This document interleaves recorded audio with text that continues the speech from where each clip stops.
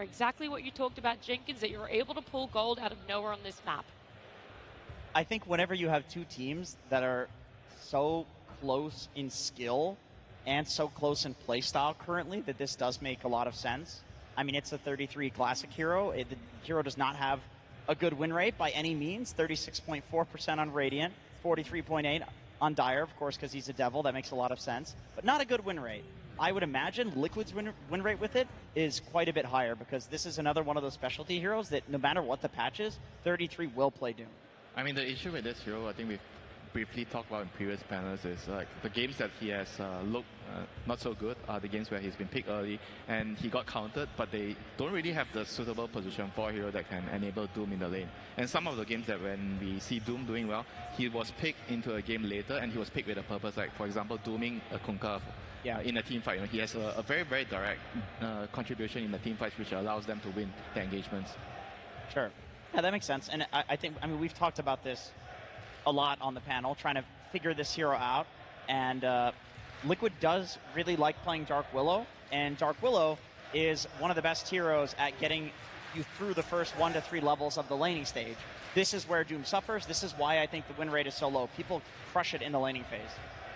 I can just hear the crowd, by the way, one chanting for Liquid, the other one going for Game. I'm on the Liquid side, so all I hear is the Liquid. All I can hear is the Game side right. on my right. I mean, those stats they showed about Doom truly don't matter. As 33 hasn't lost a game on it yet, 100% win rate. Wow. So How many games? Put that one up. Only 3 right now, but still a decent amount of games played. But I wanted to talk a little bit about the carry meta. Wouldn't just kind of talk about the Lone Druid ban in there. This is like kind of brand new. Going into this tournament, Lina was up there. She was banned every single game in the first phase. Then people started picking Wind Ranger. That seemed good. Then Luna came out of nowhere. It's like, wow, Luna's really good in the Road to the International. Now there's some Lone Druid hero that everyone's playing in the carry position that we might not see. It's really cool to see, like, coming all the way up until just, like, even the top, like, 4 here, that we still haven't figured out the meta. Like, they're still experimenting what's good, what isn't good. One thing about Liquid, though, is Mickey has not played a melee hero yet this entire tournament. I don't think that'll change as well. So we're going to see some adaptations. They took away the Mirana. This is a hero that Mickey likes to play a lot. I imagine he's going to get targeted pretty hard as well throughout the ban phase, or just an eye picked. I mean, wouldn't you say Doom is good against Lone Druid? Because you stop him from healing, and you're doing percentage-based damage, right? And Lone Druid is really tanky with all the item build he's going now. So wouldn't Doom be a decent answer actually against Lone Druid? It's hard to say, because, like, yeah, you do Doom him, and yeah, you do percentage-based damage, but he also transforms, and these, like, transformation heroes are pretty good versus Doom, and when you have 6,000 HP, it's already, like, kind of too much, even for the Infernal Blade to tick through. And of course, your bear is always, like, rooting and doing things on the side. I think the hero just right now is too annoying to let through, especially because Gaming Gladiators, they proved that they can play it on Ace in the past, and now most recently, Dyrachyo can play it too, so it's a flex pick. Yeah, I was going to say, I think that's the biggest issue more than anything here. You might, in theory, have an answer for it, but what if you end up not even leaning against it? That Lone Druid has so much flexibility for that side of Gaming Gladiators, as you just said there, Fear. But there was still more respect. Like, that Broodmother also taking out... We're going back to, I think it was... PGL Valahia. This was Dyrachyo's hero of choice. He wanted it every single game and was spamming it in pubs. He loved it. I gotta say, Fear, that's the most excited I've ever heard you sound.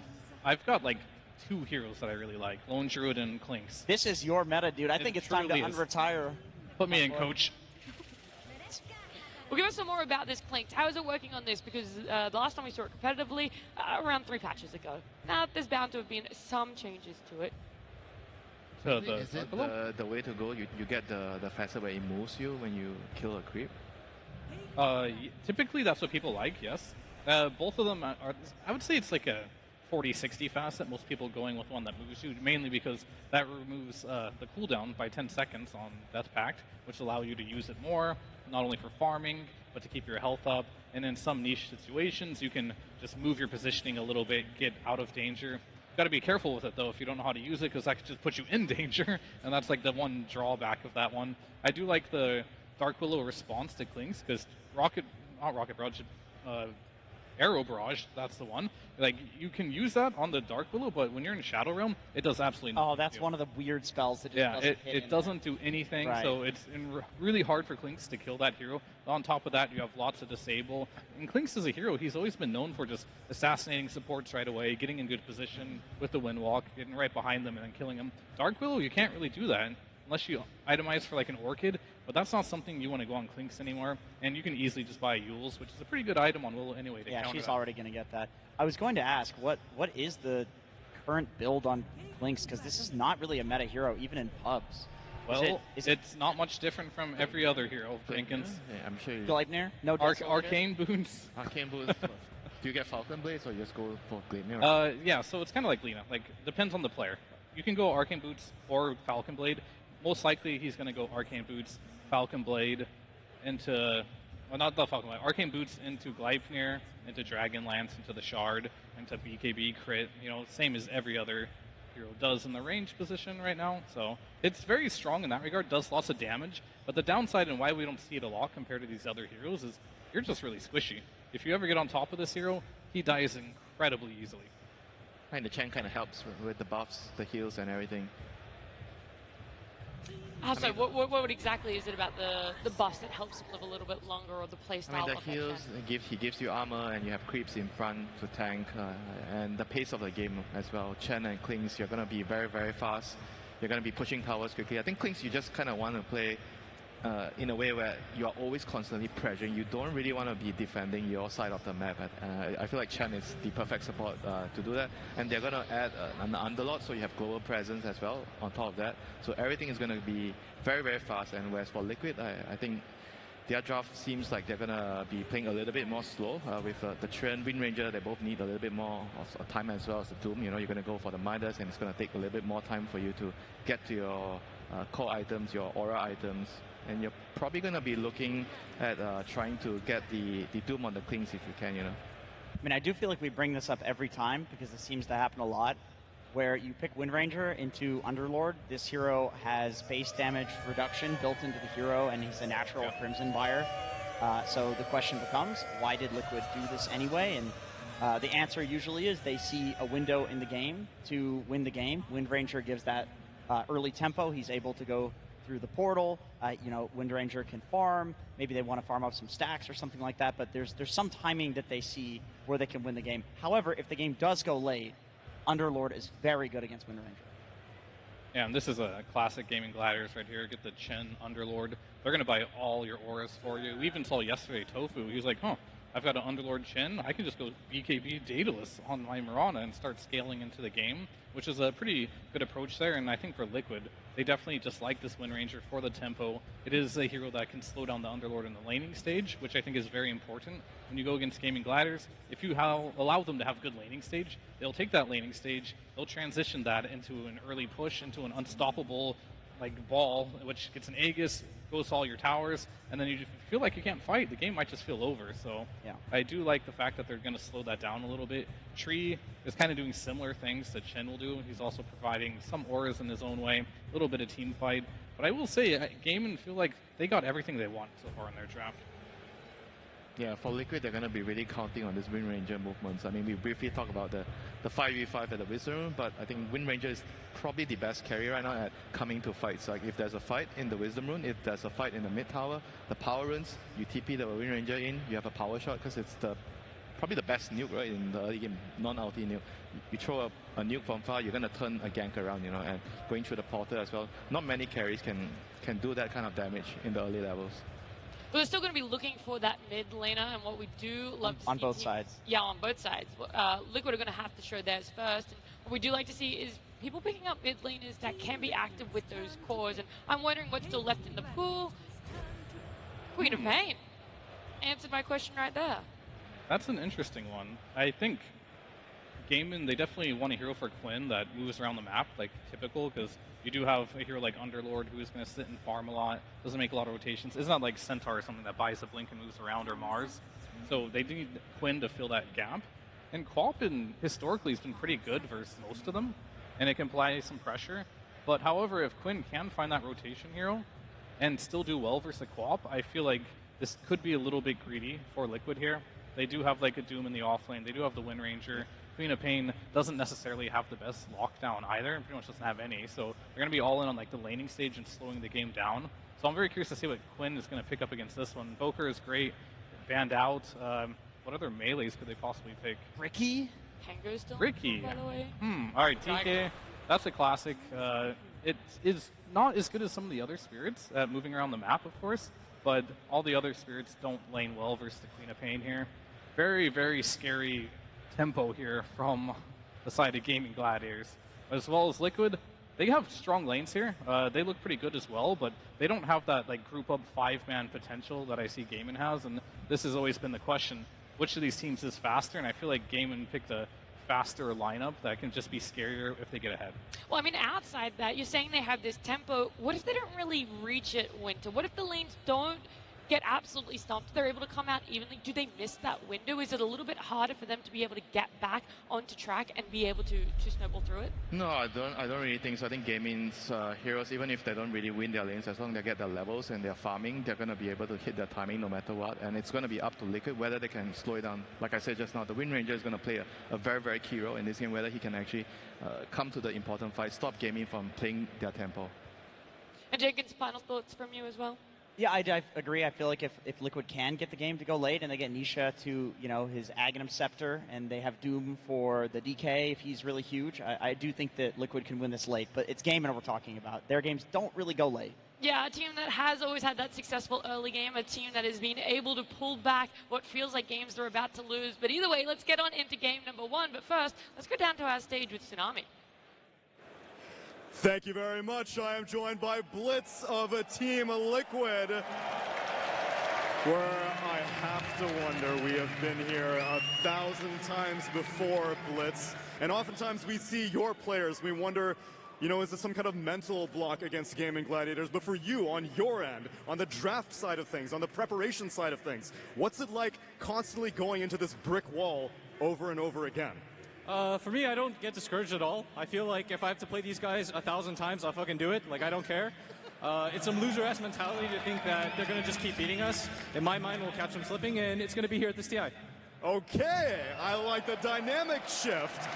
And yet, while we may be changing the ideals and the angles of this draft, it seems like we're kind of throwing back into maybe like a Wallachia meta.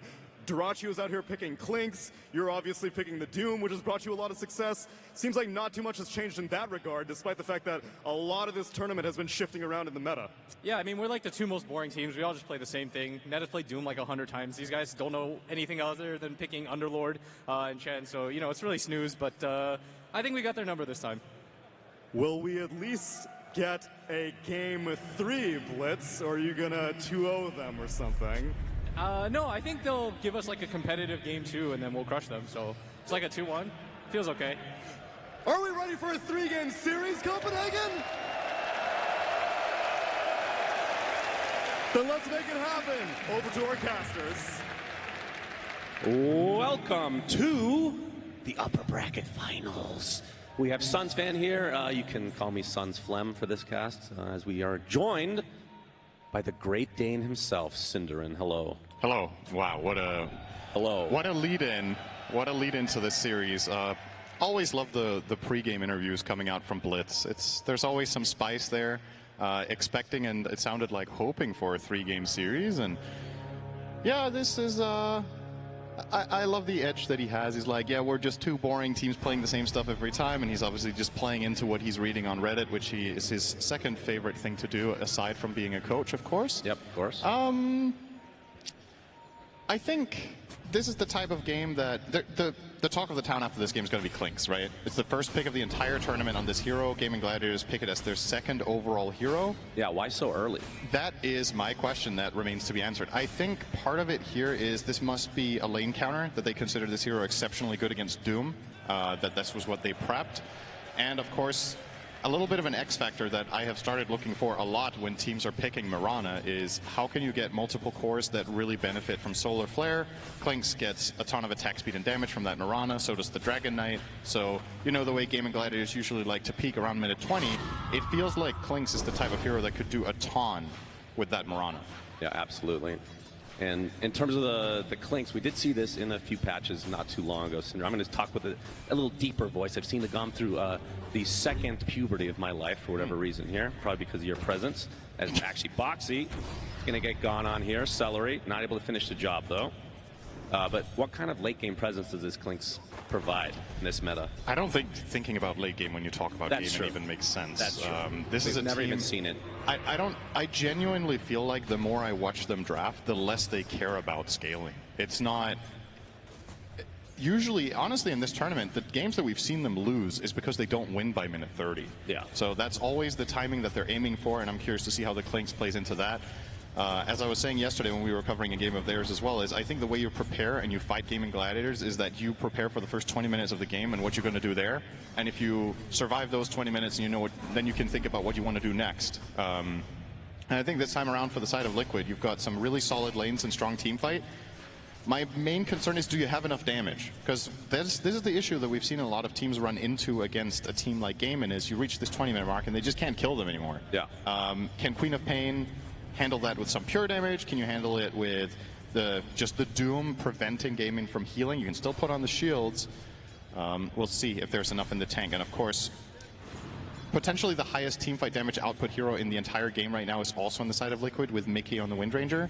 But this hero is item dependent to get there. You kind of need that Gleipnir plus at least Crystallis, maybe even Daedalus before it gets truly outrageous what damage output. And that is not a common 20-minute inventory on that hero. And of course, in this upper bracket, we'll be finding out what region goes on to the grand finals. Will it be EU or EU?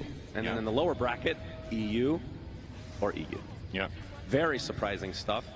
I mean, these two teams are no strangers to each other. Cinder, we have seen, I don't even know how many games, actually, but it usually is Gaimin that come on top.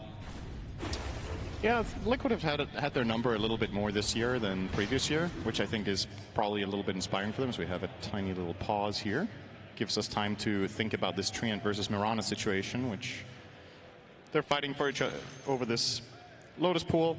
Tofu has the stun on to the Treant, so Tofu will definitely get this Lotus and then probably just leap away. Buy that at the Dota 2 store right now. Very cheap. Is that the $5 or the $20? That's a $5. That's nice. That's a good old $5. That's good. Hydrated. That's true. All right. So, yeah, that's exactly it. And Tofu does get the Lotus. It comes at a cost, though. He basically lost his entire health. Celery. He's in a bit of trouble right now. This could be first blood, potentially. Boxy trying to finish the job. Around the trees he goes, though. Gets off the creep to try to block a bit. Actually gets the kill on the creep instead. And Celery into the trees. Boxy continuing to pursue, but in the cover, the tier 1 should be okay. Nice hero placement there from Celery, just standing in that tiny little cubby there, hiding off. There was enough mana on Boxer to use both spells if he used his 8 stick charges, so maybe they could have found a kill there. But instead, now 33 on the receiving end will be okay. Bramble will hold them back. Everybody playing with such little HP in this lane right now. If this is the first time you watch Clinks this patch, by the way, don't be fooled. It does look like when he shoots tar bombs that he has this like huge cone. He does not. This is it's only hitting the target. 33 will be first blooded here, by the way. And that's going to go to Duraccio of all heroes. Was not accounting for the effectively blink with Death Pact there, getting on top of the Doom. So we were talking about this potential pick as a lane counter to Doom. So far, so good for Duraccio. Yeah, for sure.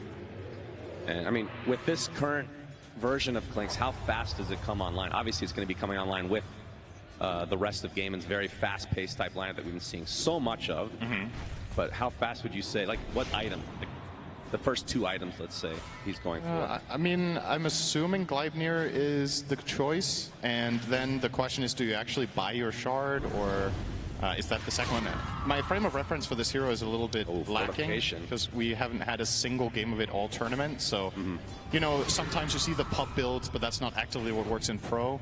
Okay, nice pressure there onto Nisha from Quinn. Going to force him back all the way between the towers. Now, Quinn's in a little bit of a compromised position, but nobody's coming in from the side of Liquid. He's just running him down here. It's going to force another blink. Wow. Really bullying Nisha here. Actually go back to base, too. He's losing a full wave in his own tower. Yeah, that is really a bad. major loss. Quinn will be hitting level 6 quite much earlier as a result. We'll see if he can keep putting some pressure onto that tower with that. Of course, the dragon form. Quinn has opted for the Fire Dragon facet. I think it's the only one we've seen all tournament, bar one game of Green Dragon, dare I say. Really? I don't remember that one. And the reason I checked is if you're getting any other facet than the red one, it's because you're playing mid and you're playing pace. Or you misclicked. Or you misclicked, of course. That may have happened once or twice this tournament. Sometimes you even forget to pick your facet. That's right. But they would never admit it. Mickey, big damage. We'll be okay, though. Yep, this lane, Mickey sitting on 30 and 5 CS. And, I mean, Ace is also just having a great time this early game. That is one of the scariest propositions for Liquid, trying to shut down this Underlord. Quinn in his Dragon form. It's the Dragon Tail off, continuing to harass the absolute living crap out of Nisha. He's already down to 3rd health again, and this is perfect timing for Game-In. So they have Siege Creep, Chen is coming in with 2 additional creeps, they have Tofu flanking from the right, and Quinn will keep tanking this tower as much as he can to keep the Siege Creep alive, just barely staying on the outskirts here of the radius.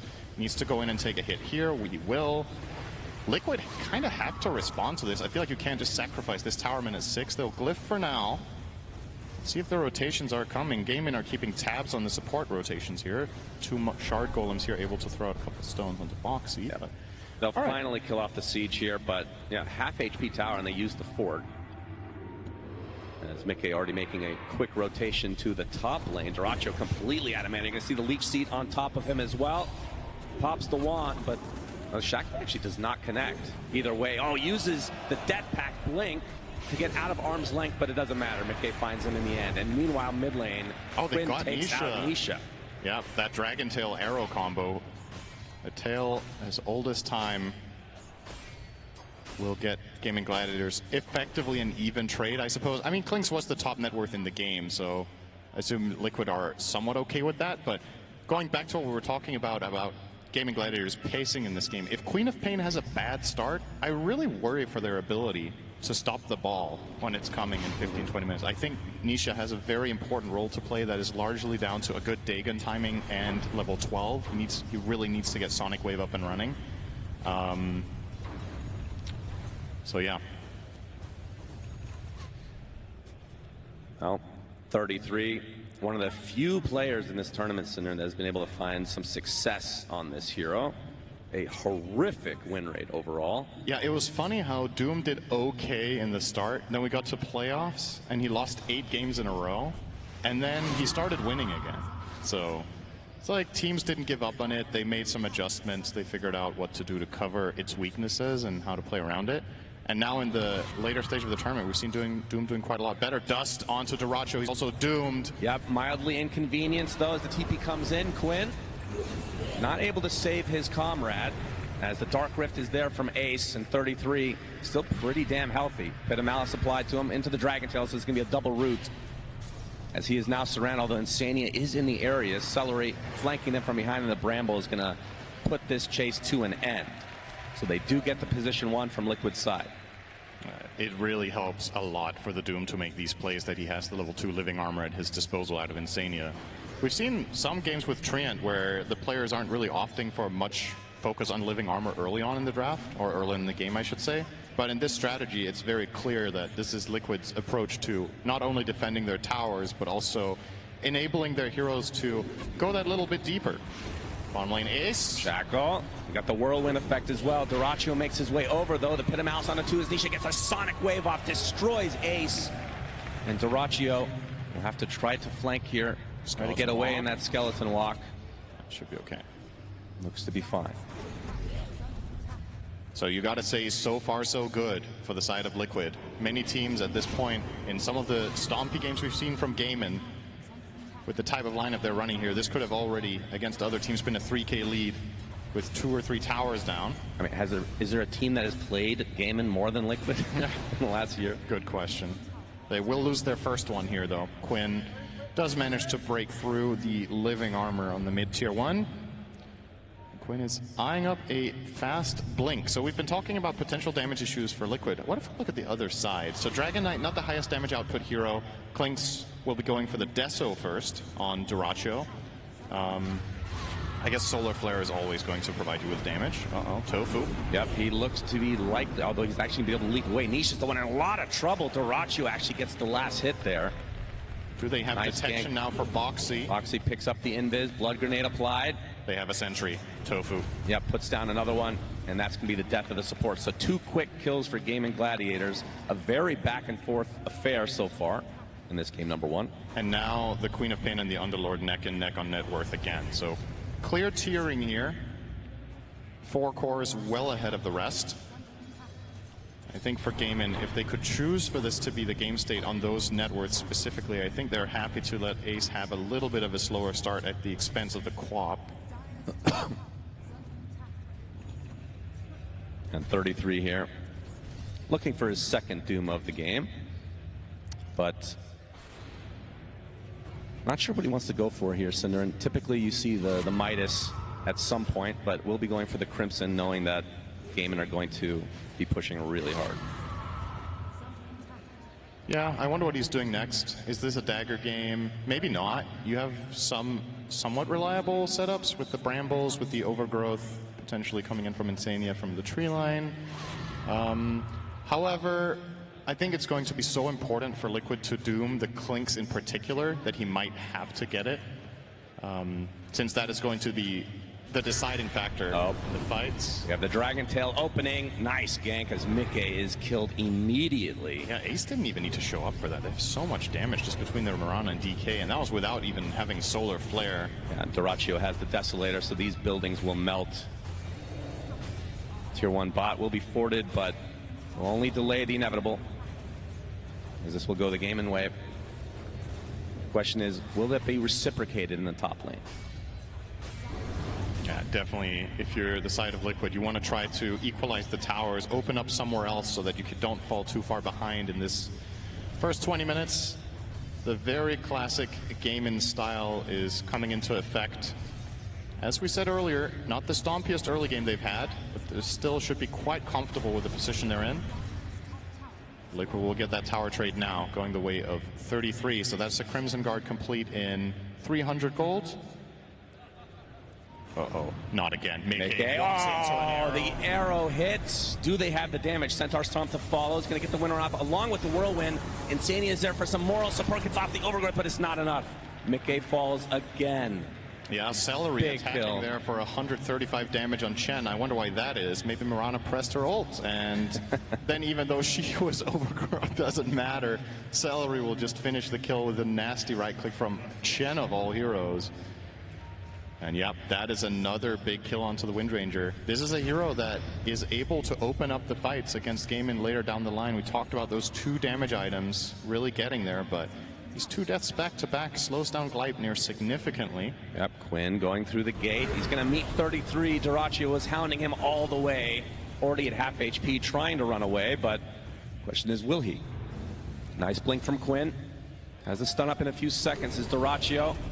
Okay, the Crimson Guard's going to buy him a little bit of time. It's going to be close, though. A couple more right clicks will suffice. Still has a lot of move speed. Another Phase Boots activation as meanwhile Ace and Tofu die in the bot lane. And 33 finding a lot of distance here, attempting the TP. Looks like he's out of there. Wow, really tanky. That is such a crucial escape. Not only does he not die, but the amount of time that Gaimin just waste on 2 of their cores creates tons of space down bottom to win that fight for Liquid, with Nisha and Mickey getting a kill each. And that will bring Mickey back in a comfortable position now in second on that net worth. And Liquid gets wisdom. Both wisdoms at the 14-minute. We've seen this time and time again, either the 7 or the 14, having huge impact.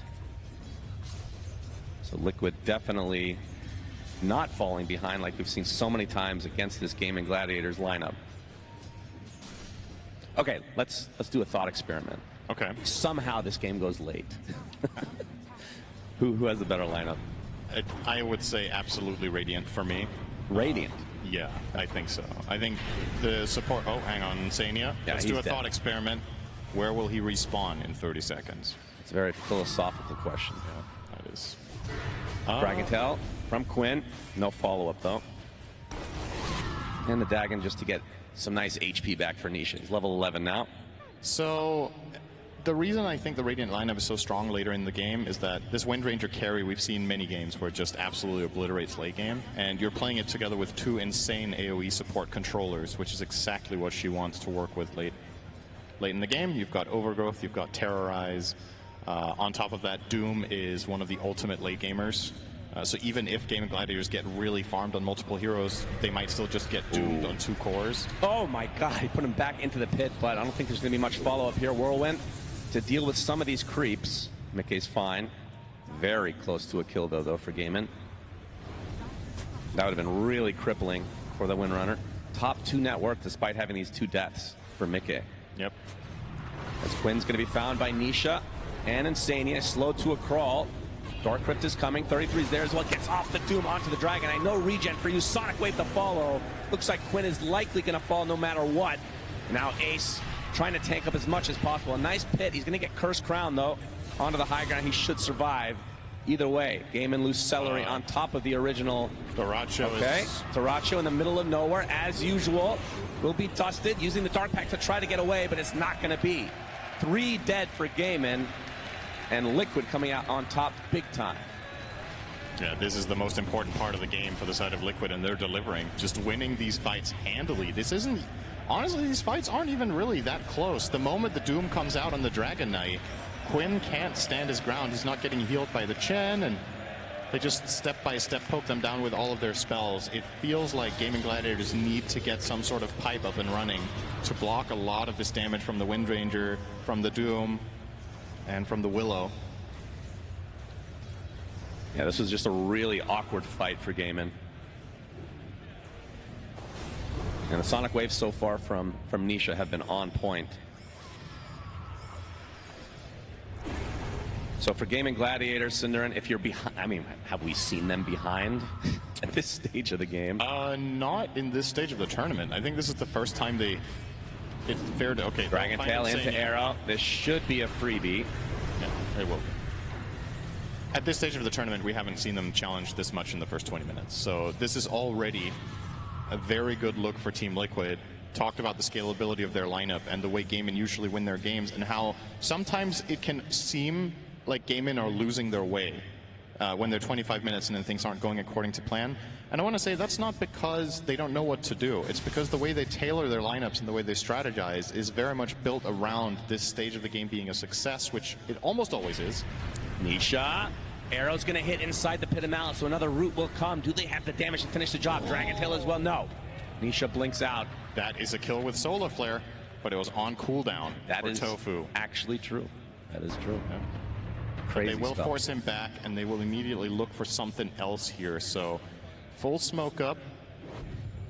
Side of Liquid are grouped up and trying to connect. But 33, if they found him here, that would be big. Yeah, he's a very tanky boy. He blinks just in time.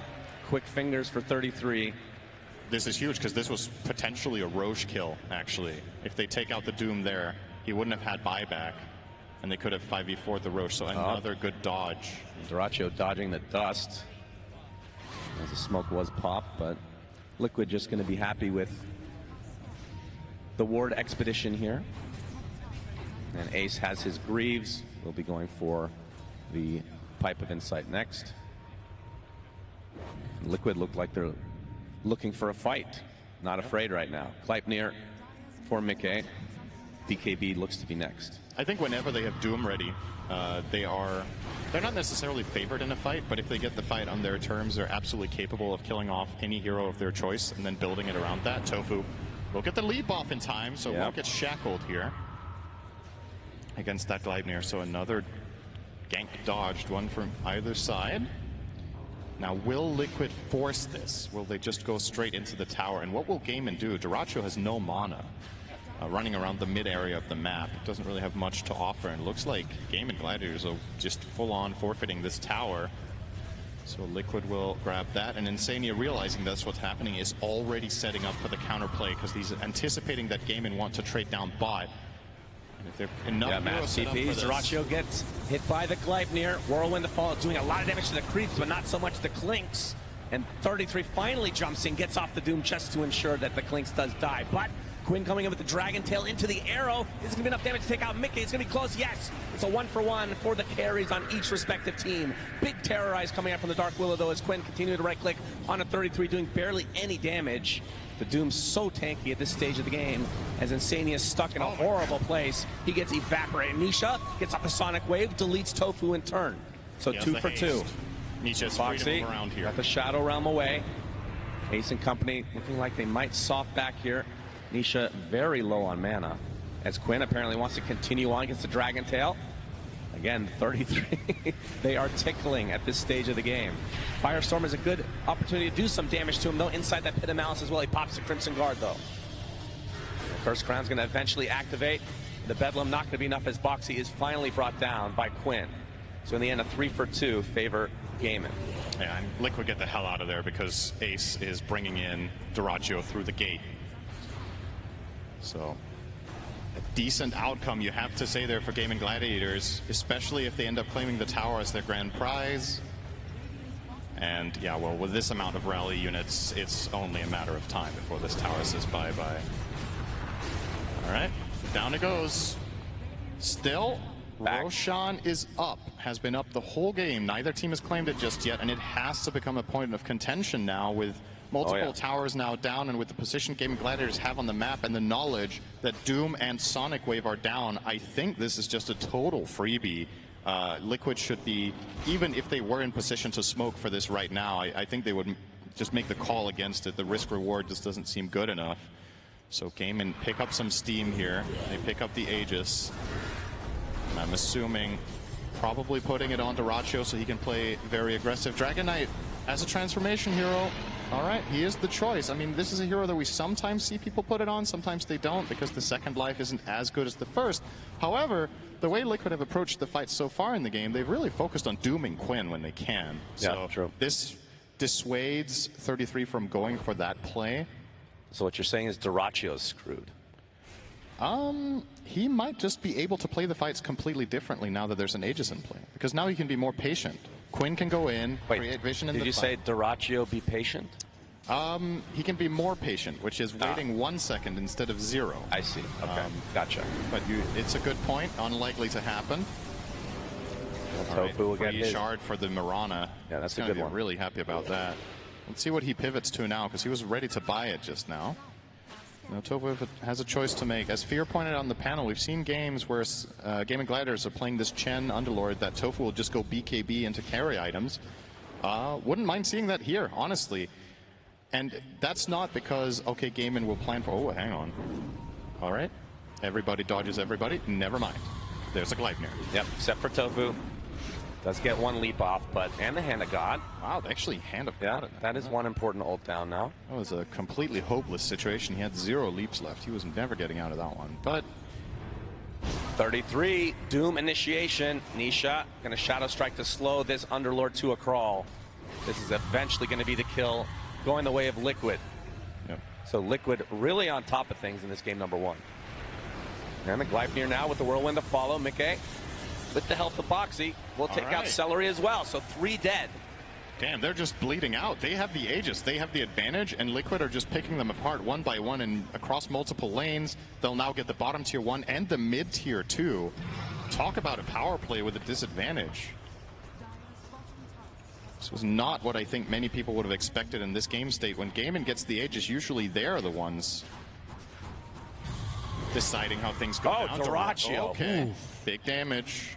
Got to be careful. And 33 just tanking up this tier 2 tower. There is now TP coming in. Remember, Quinn has the Aegis still. In his dragon form, another blink away. Tofu. Is he actually going to die just to Boxy? Yes. Wow. That is unreal. He's going to fake out the Terrorize, run away. The Pit of Malice already on cooldown. So many things going right for Liquid. I was going to say, they got to be a little bit careful with the TP reinforcements with Doom on cooldown and the numbers being able to be brought there from Gaiman, but they're just too fast.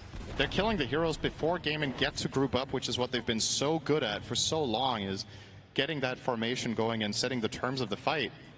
If you break them off too quickly on the side of Liquid, then it doesn't really matter. Then they don't get to that point.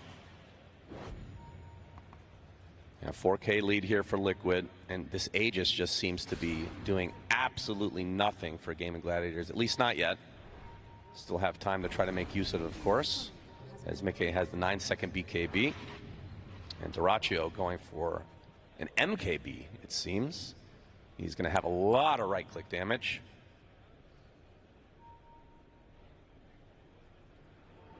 Let's see what Gaming want to do now. Still a minute and a half on that Aegis. Do they have any smokes? They do. So they have a smoke available on... Okay, they have 2 smokes, actually. They're going to pop one now and try to find a moment of opportunity. I think the ideal fight for them is catching a core around the mid area and then turn that into a tier 2. High ground seems a little bit like a pipe dream right now, but I say that and it's Gaming Gladiators, so probably not. But yeah, we are approaching the part of the game where they usually win. So Still very even though, according to Dota Plus. Dust not going to connect. And Gaiman trying to make use of this Aegis as they're grouping up. And Liquid, I would assume, will try to just delay until around the expiration date of said Aegis. Nisha getting pretty close to the Aghanim Scepter, just 800 away. yeah, so smoke move unsuccessful. They do place down a very nice aggressive ward in that bottom half of the map. They actually, as a matter of fact, have 2 down there. So if Liquid were to go down there and farm, get a good punish, they'll try 33. Dragon Tail, arrows coming for him as well. Do they have the damage to actually rip through him? The big terrorize, though, to try to counteract this. Mickey with the BKB and the Whirlwind as well. The Doom applied to the Underlord, trying to run away. Mickey's the one getting deleted, though, has to be really careful. Will eventually back away, just barely living. As Nisha gets off a Sonic Wave onto 2, already deleted Ace to start this fight out. Overgoat's going to hold him in place for Nisha, try and reset. Dyrachyo kind of stuck in no man's land. Will use his ability to be able to blink away, but not far enough, it seems. Trying to take out Mickey at the very edge of this fight. He finally gets taken out by Quinn, but it's going to cost Dyrachyo his life. It's a 2 for 2. That's 2 cores for Gaming Gladiators down.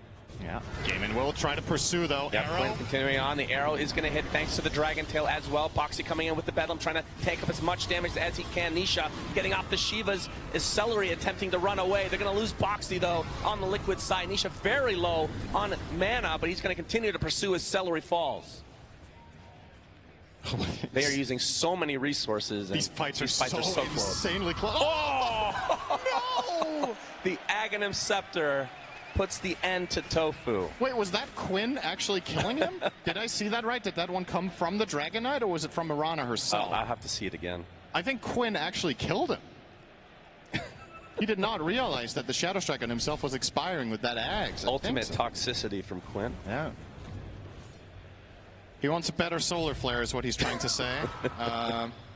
You get an upgraded version. I'm not sure if that one was from the DK, but it did look like it. It can be a bit difficult to tell sometimes, but nice little extra kill for Nisha. We'll watch it again here. I mean, what an insanely long fight this was. Yeah, a really good terrorize as well from Boxy. Basically resetting things completely. And I don't know how Mickey lived so long in this engagement. So the way Mickey is playing this fight is kind of interesting. He walks in with BKB and Whirlwind, and he's waiting to wind run until he's on 20%. He had it ready the whole time. So he's tanking up whatever damage he can, knowing that when he wind runs, he's more or less invincible against the Dire lineup. So he's kind of baiting them to spend as many resources as possible that amount to nothing. This is going to become dangerous when Klinks gets some True Strike, though. And we're not far off that MKB, which could completely change the course of this game when Dyrachyo gets it. This fight was still, this was this long, apparently. Oh, look what Mickey has. So there's the Shadow Strike with the Aghanim Scepter. Let's see. As Celery falls here. And eventually, okay, so Tofu's the one that's Shadow Struck right now. Quinn, I don't think he is. Or is he? Oh, yeah, you're right. He is.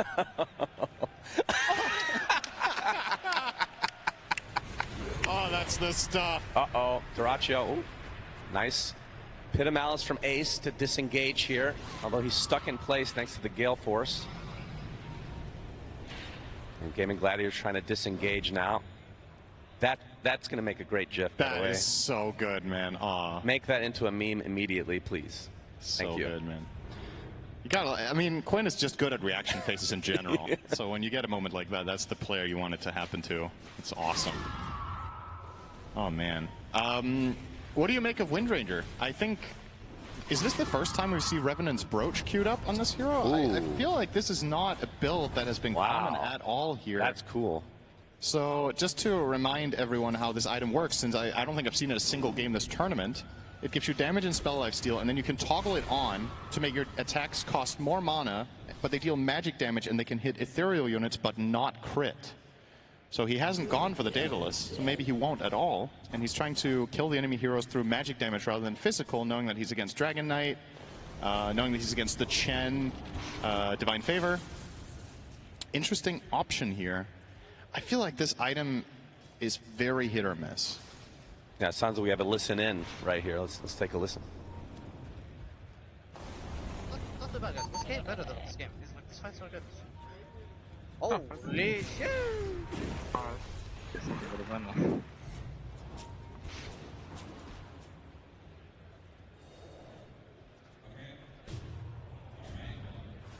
There we go. I have no idea what he just said, but that would probably he make said, a good voice line. which is always worth a listen in, of course. Yeah, that's how you too, as a Twitch chatter, can be top 3 at TI. Oh yeah. This is how comms are during high-stakes games playing for 7 digits. You know, it's interesting, isn't it? They're just humans like the rest of us, except in Dota they're kind of godlike. But you know, they can be subhuman at times as well, of course, as can we all. Yep. 7K lead here for Liquid. Roche is spawning in less than 10 seconds, and we're going to have a good old-fashioned Roche off. And who fights better in this area, would you say? Is Arrow will find Roche. He's not going to be too happy about that. But who would you say has advantage in this area in terms of team fight? Oh, it's so hard to say. Honestly, with how close these fights have been so far, it really depends on who gets the right angle. Both teams have tons of potential. A really good pit can cause a devastating opener for the side of Gaimin. On the other side, Overgrowth, Terrorize, really big spells. Even a Key Shackle Shot, which is a spell I feel like we've barely seen this game. Oh, Nisha on the cliff. He gets some vision, but they have vision as well. Whirlwind doing a lot of damage. Ace trying to get the hell out of there, but the damage is applied to Mickey. The Doom onto the Dragon Knight. 33 is the one actually being evaporated despite being the tankiest hero in this game. But Gaming Gladiators, they lose Quinn. In trade is the Doom. It's already a 4-for-1, and only Duraccio living through the day. Looks like he'll eventually be fine. But this fight not going the way that Gaimin were thinking initially. There's just, that's what I mean about reaching the stage of the game for the Radiant lineup. When they get these items online and they get the right angle, look at that damage from Nisha on the Queen of Pain. 8,700, and this feels like it was in 5 seconds. Just ridiculous output from that Quap. I wonder how many people he hit with the Sonic. It's ridiculous damage. And of course, the Shiva's Guard also playing a part in these fights. It's preventing Gaimin from getting that regeneration and the healing in. And this will now result in an Aegis pickup for the side of Liquid, now in a very comfortable position. And now the big question is, what do Gaimin do? Because Plan A has now officially failed. How does Klinks become a late game monster? Look at this. The Solar Flare is always going to be an X factor in the late game if Mirana gets there, but Tofu is, we haven't really talked about that so much. He's really poor this game. He was bottom net worth just a moment ago on that Mirana. So the BKB isn't even close to finished, and we're 34 minutes in. He has no items. Yeah, that's not something we've seen very much at this tournament.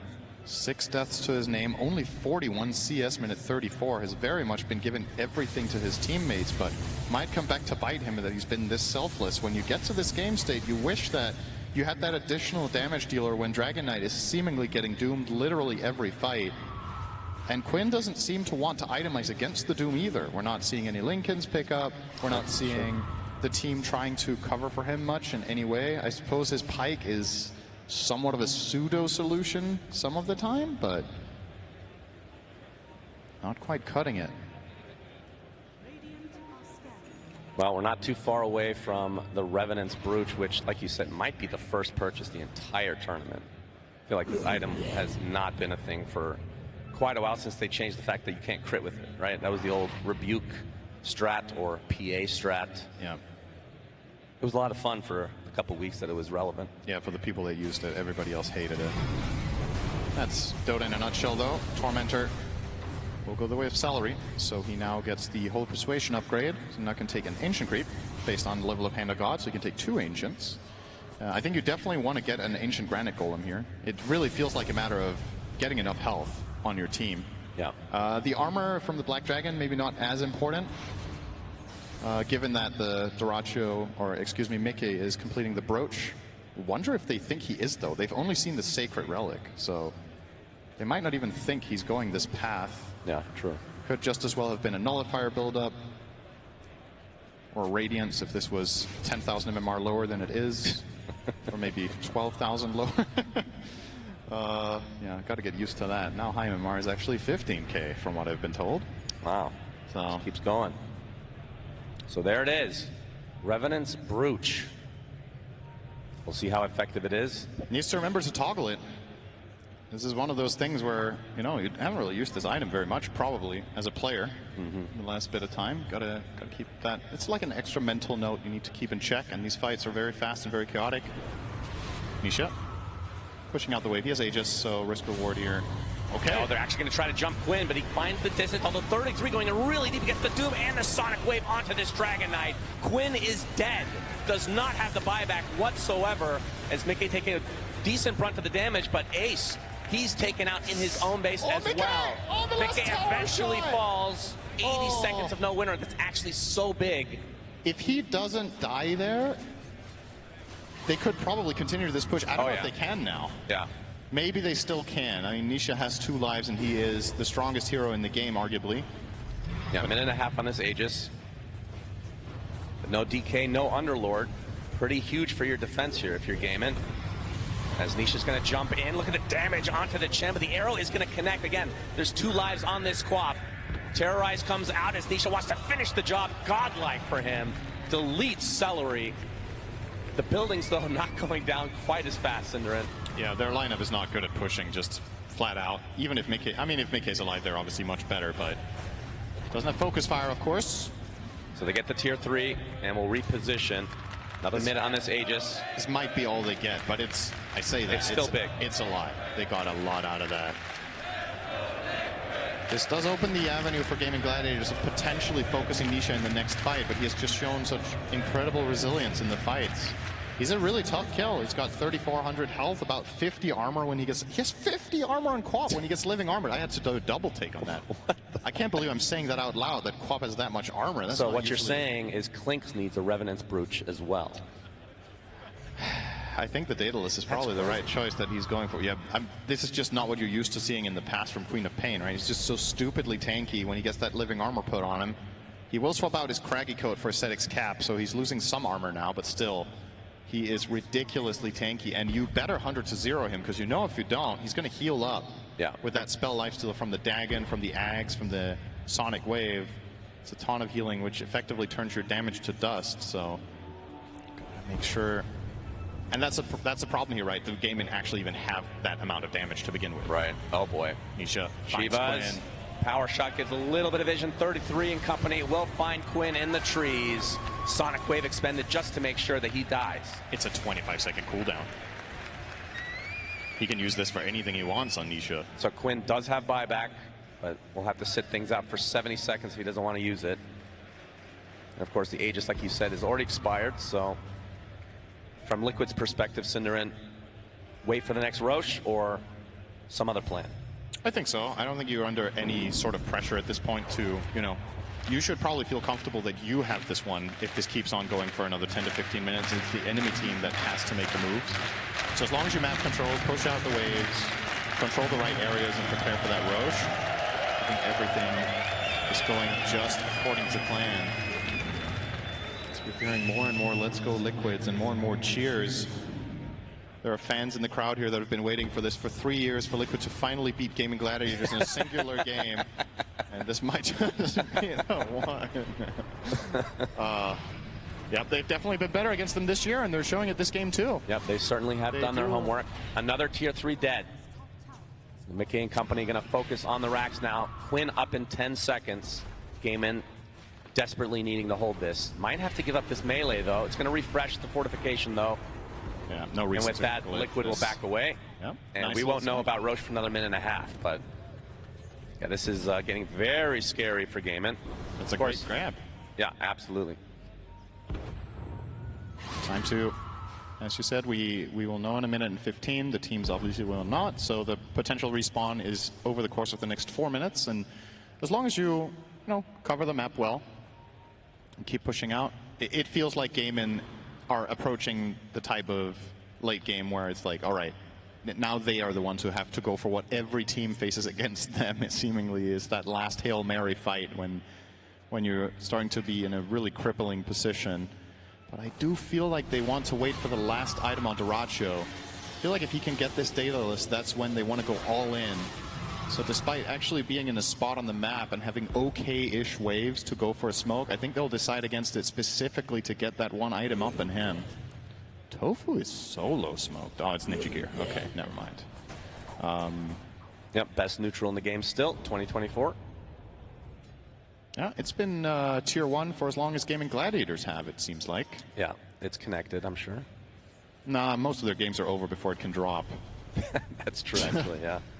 Not this one. Trickster Cloak picked up by Celery. It's a little more defensive line for him. The Ancient Guardian on Duracho could become important because, oh, hang on, he gets dusted. Can they reach? 33 trying to go for him. Oh, the BKB comes out from Duracho. Pitamalis to prevent any further pursuit. Well, although Nisha wants to continue, Sonic Wave applied to only 2. And Quinn will pop the Dragon Form. Nisha going in really deep. He's going to get Dragon Tail. He's going to get 100-0. He's dead. Does have his buyback, though. You can see the Clinks finally goes down, though. Duracho just melts. Buyback comes out immediately from Nisha. Mickey with the big whirlwind doing so much damage. Tofu will TP out, though, as 33 eventually will drop to Quinn. Surely blinks away to ensure the kill. So it's a 3 for 2, I believe, with a buyback coming out from Nisha. Nisha knows that if he were to get killed there, they have to drop absolutely everything on him, and he can buyback TP, so he will rejoin that fight. But honestly, I still think that was okay-ish for Gaming Gladiators. Yeah, they lose 2 cores of their own, but they find a big kill. Duracho now has enough gold for his item.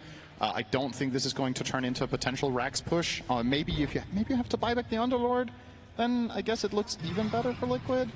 But they're not going to buy back their own Doom, I think. Yep, Gwen, Gale Force being really annoying. They're not glyphing yet. All right, finally comes now, but out. there's the banner. So the glyph not going to do anything. That's right. And they are not buying back their Underlord. They're going to concede the tower. Duracho has completed his concede item. more than this if they're not careful.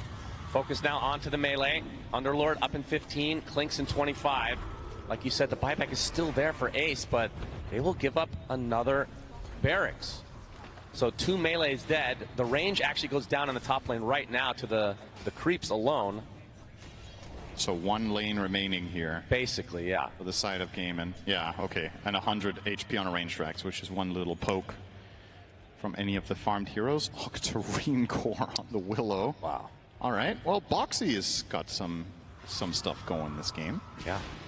And Nisha hits level 25. So let's see what talent he takes here. He could take 250 Sonic Wave damage, or he could take the -2 second Blink cooldown. Both are incredible talents when you have the Octarine build.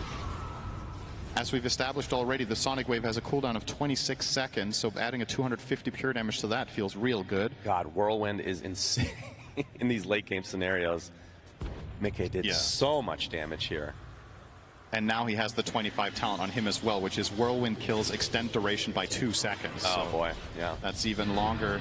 Nisha will take the Sonic Wave damage over the Blink cooldown. Would have put his Blink on a 2.5 second CD, but wants the damage. Yep, Gaiman wanted to try to contest this. You can see that Roche, a little bit damaged, will go back into the pit. So we have the good old-fashioned Roche shot for Roche number 3.